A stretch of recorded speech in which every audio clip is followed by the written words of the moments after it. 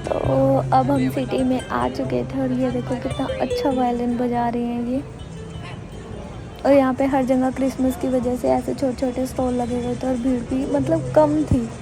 अगर रात के मुकाबले देखें तो बहुत कम थी ये भीड़।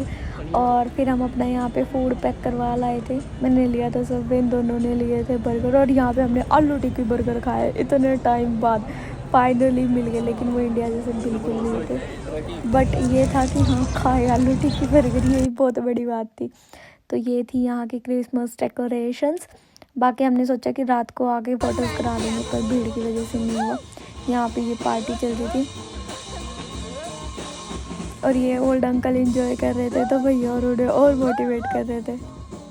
और ये मैं आउट ऑफ सीन से कुछ भी करते हुए और फिर हमारा प्लान बना कि यहाँ पे तो यही सब है, अभी कोई मज़ा नहीं है, लाइट्स में देखने में मज़ा आएगा।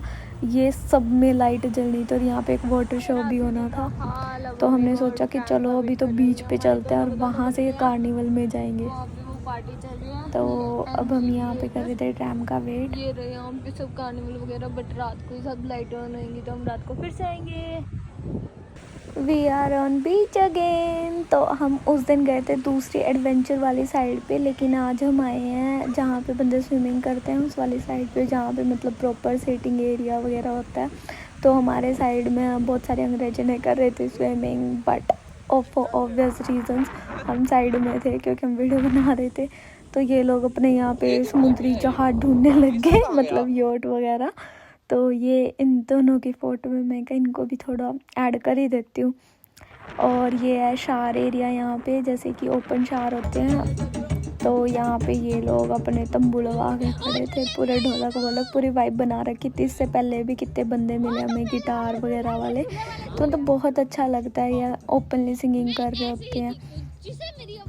तो हम यहाँ से फिर हम चल पड़े लूना पार्क और ये हम आ गए।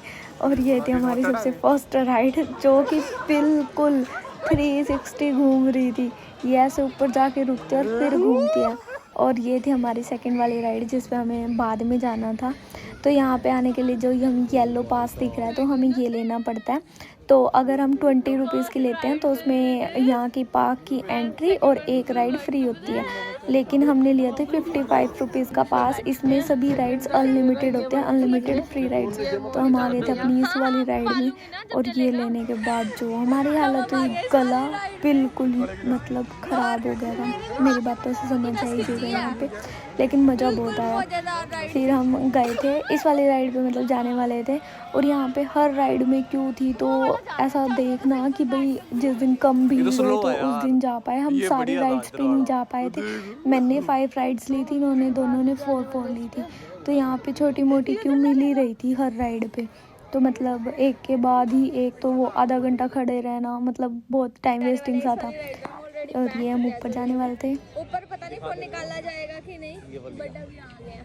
हाँ दिख रही है वो, देखो। ये रे भैया, ये रे हम भैया।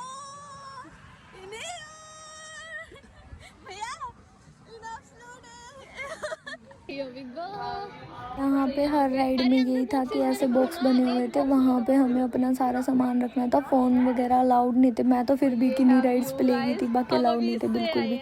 और ये रोलर कोस्टर उस दिन बंद पड़ा था और हम ऐसे घूमे थे पूरा 360। और जो यहाँ इस वाली पे व्यू आ रहा था सनसेट का, ओह माय गॉड।